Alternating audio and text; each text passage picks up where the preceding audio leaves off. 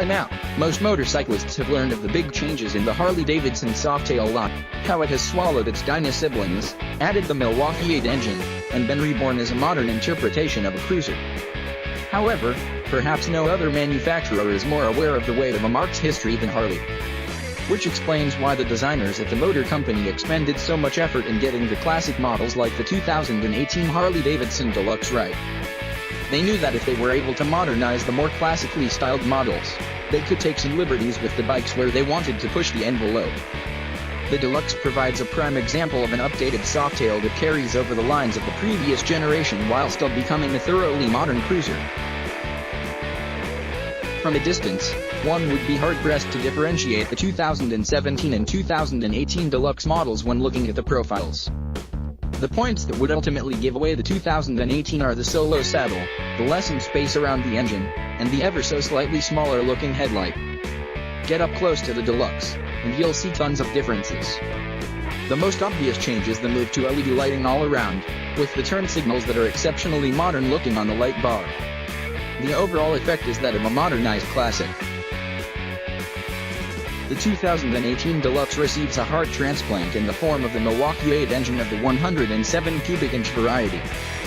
In its transition from the Harley Touring line, the ME gained a second counterbalancer and a wet sun.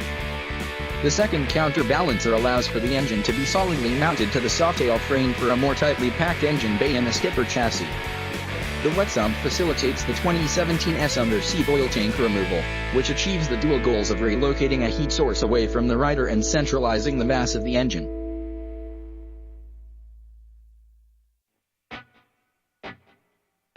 From the moment the torque assist clutch is released, the Milwaukee 8 engine outshines the twin cam.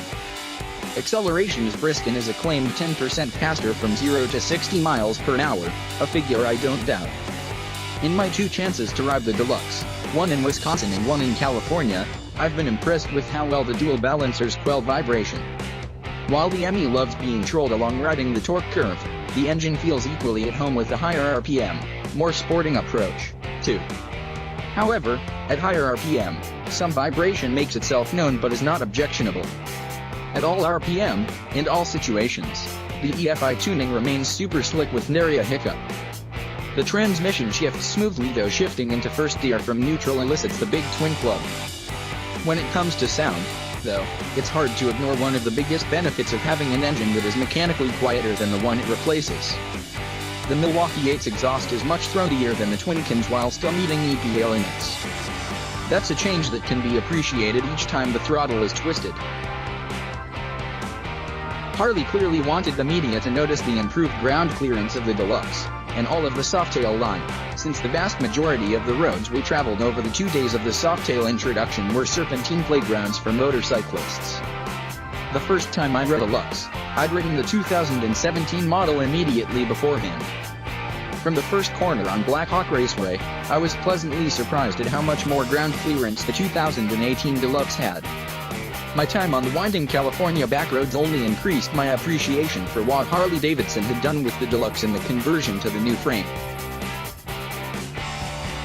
In the tighter sections of corners, the additional ground clearance was nice, but it was the higher speed sweepers where I could really experience the increased torsional stiffness.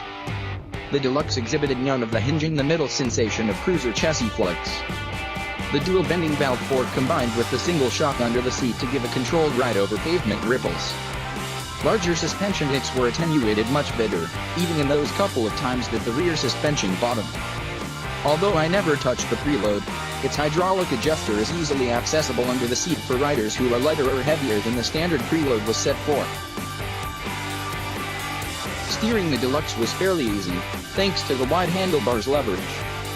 However, the 30 degrees rate means that the steering leans significantly more towards the stability side of the performance spectrum. Still, the Deluxe could be taken from floorboard to floorboard in a series of turns if the rider desired.